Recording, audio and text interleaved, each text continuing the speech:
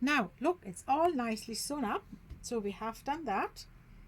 Now we need to put the little loops, so you can either hang it on, if you hang it on something out of wood, you put 3 little hooks, or if you want to put a bamboo stick through, or if you want to put a nice branch from the garden and have a few more leafies coming off that you hang some decorations on.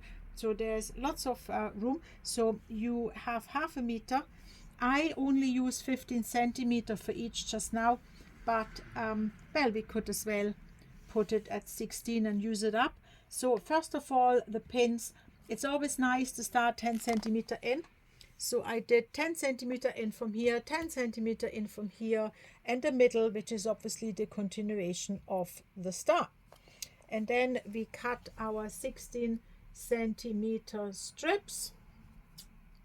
1 and 2 and another. Here you are. See, it could have gone a bit longer again. Up to you, depending what kind of branch you want to put through. So the idea is that we sew it down here, and then we turn it inside out so that the raw edge come to the inside, and then we obviously by that time we are about here, and then we sew it here, we pin it here, and then we repeat these 2 lines of stitching here just for the width of the strap, and that will then securely attach it. So basically we repeat this line and repeat this line, and that will hold it. So let's do that together. So I'm just going back on the machine. Let's just sew that on. Hold your threads as always, and I just have 1/2 foot seam allowance here, that's enough. See how I'm holding this? I sew a lot into the V of my pointer finger. You just have a lot of control that way. Let me show you on the next one again. So we put them in. You bring it together. If your machine likes to eat fabric, if you jump onto something, that's not a problem. You can just then start in the middle, and then it's already on the fabric, so it's not going to eat it. Again, always important, hold your threads and hold the whole thing, the whole hand you're sewing. So you just start in the middle and then come back and go on, and by that time it won't eat it anymore. So there's lots of these small tricks that make your sewing a little bit easier. So come into that,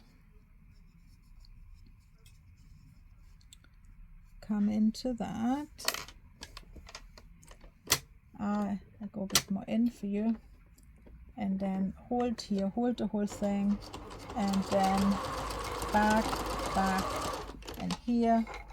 So that's these things done, all the threads cut off, and now we turn it to the inside, see, and just turn it on here, back on the D, and then if you want just that it can't move, go back in and just sew it down here.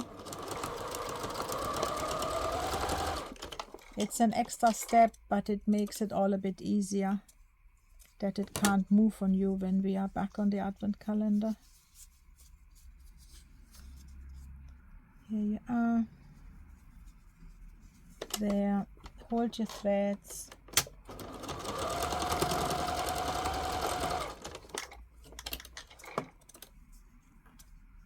There. And the last one. And then I show you what I meant with the top stitching earlier on. And after that, you would continue to the embellishments.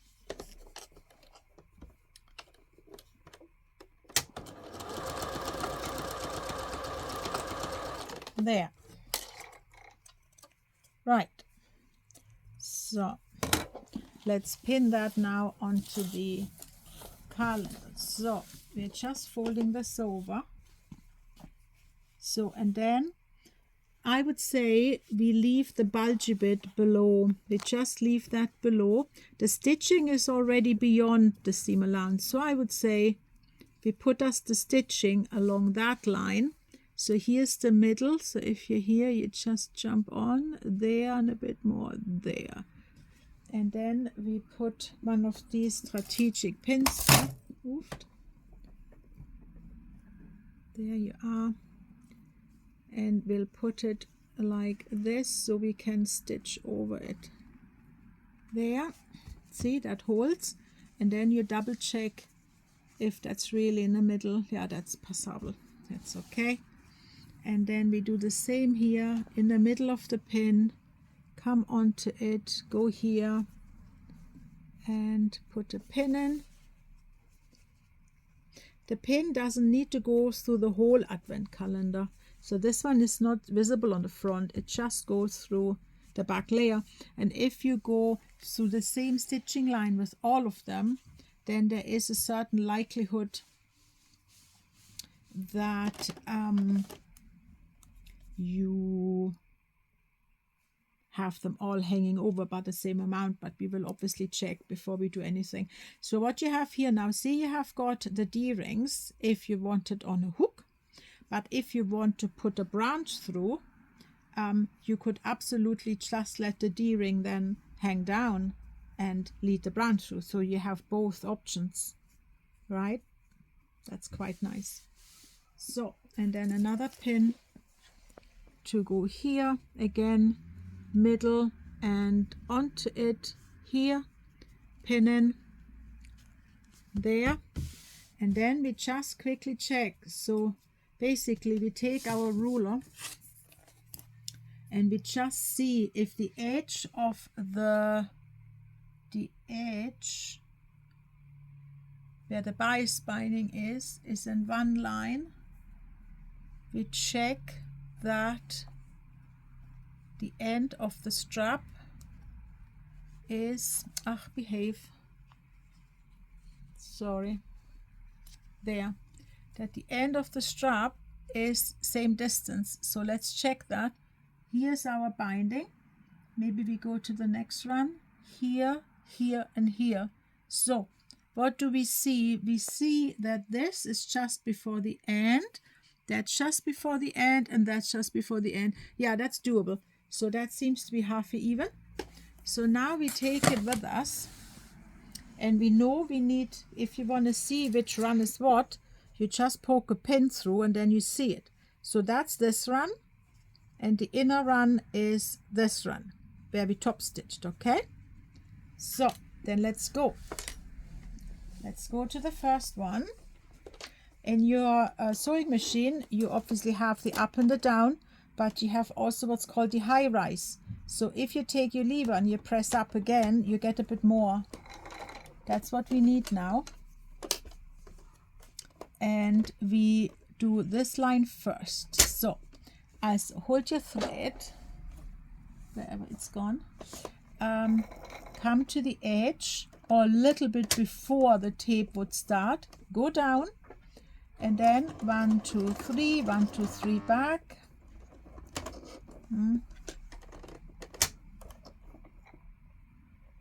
It's not peaceful, but I hope it runs. Now it runs. And then to the end and back to finish your stitch. I don't know why it buckled, but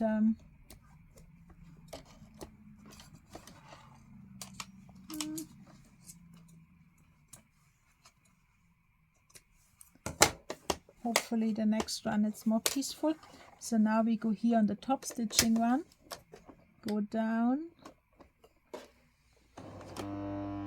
So now you are through all those layers, so you need to argue with your machine a little bit, come over and go back on. So that's that done. That's that done. And then that pin can come out, and that pin.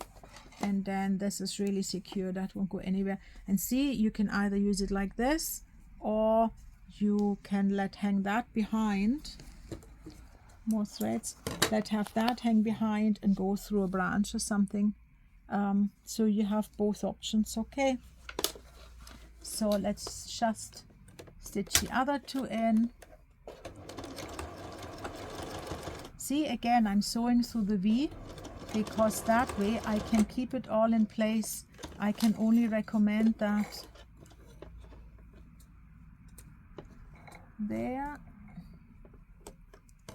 And next one, needle down, close the stitch, go along there. Now here the needle, the pin is a little bit bulky, so I'll take it out. And see, with this finger I'm holding that down, with these fingers I'm holding that down. There you are. And then we take this out. I tidy up the threads later off the camera, because that doesn't need explaining, that's quite clear. And back for the last one, needle down, 1, 2, 3, and back on.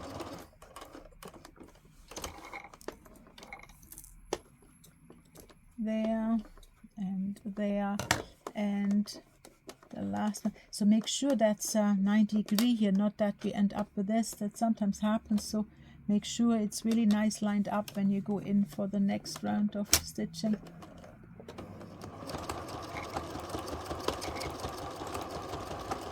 There. So now we have done that. Take the pin out, and then you would now tidy up your threads.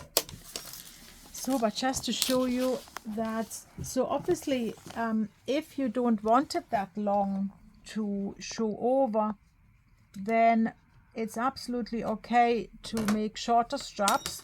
See, if you would have rather liked it like this, you can and then so obviously you can also make it that long, because you don't know, from one year to another it might be fixed in a different place, and then you would just fold it on top of each other like this and just slip stitch it down all around if one year you need a shorter strap. So sometimes it's good to have a longer strap there and then adjust it from one year to another, depending what where you need them to be. So I just go and grab myself a pin, because now that this is all done, you would go into the embellishments. So we have given you lots of embellishments. Let me just grab them. You see most, the rest is still in the bag.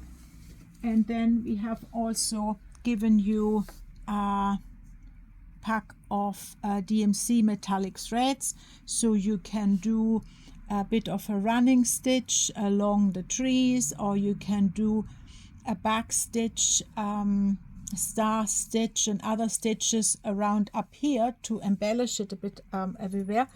I just want to show you one little thing, because a lot of people think they need to knot the thread before they are sewing, but you don't actually. So let me take a little bit of thread. So what you really do is you take the length of thread, and then you want the two open ends together, and then you squish them between your two fingers and force the needle on top, and that's how you can thread most things. And then you have the two ends here and the loop there. So if we now take, oh yes, so we'll take a red bell now. So you go into the bell, and then you go through the loop, and then you're shut. Or you would have gone a little stitch somewhere, go through the loop, and you would have been shut. So you don't need any knots. So here I just go into the pocket, put my hand in so I don't sew the pocket shut by mistake. and I think I want to add a red bell here to pretend that it's a holly, because the holly leaves are already there. So I just do like this, and then shall we put another one here? No, that's overkill. So we just put one, and then you have sewn it on, and then you do another little stitch and put your finger into the loop of the thread, pull your needle out, and then you take one thread from this side and allow the loop to deform on this side, and that way the two threads actually came out a different hole. The first thread came out where your stitch went in, and the second thread came out where the stitch went out. And that way, if you now do a double knot, they can't disappear in the one hole, if that makes sense. And then you just cut your two threads off and go back onto the needle, put your hand in again, and then you would just bury the thread into the two layers of fabric here. Don't just cut it short, then you have little bits of thread hanging off, and also there is the danger of it unraveling. That would be a shame after all your work. So you can now put the other things, maybe one thing here and maybe one thing there. So it's totally up to you where you want to put all embellishments that we have given you. The red hearts. It's sometimes really nice to put something onto a pocket. That's quite cute. You maybe have some more embellishments in the house that you wanted to use for years and have never. See, somewhere here just in the corner. That's quite cute. So we give you plenty in the kit, gold and red bells and more things. So I think by the time you have done this, it's really nice. And if you stay within the colors, then it's quite elegant and timeless as well. And if you want to, if you can't do hand embroidery yet, you can always see there's plenty of YouTubes that explain the French knots, the back stitch, and all the decorations you can do. If you do the class with us, we will obviously explain all that to you. But if you want to do it at home without us, you get it all finished with a video, and then the embellishments you can live all your imagination. Thanks very much for watching. It has been a pleasure. Thank you.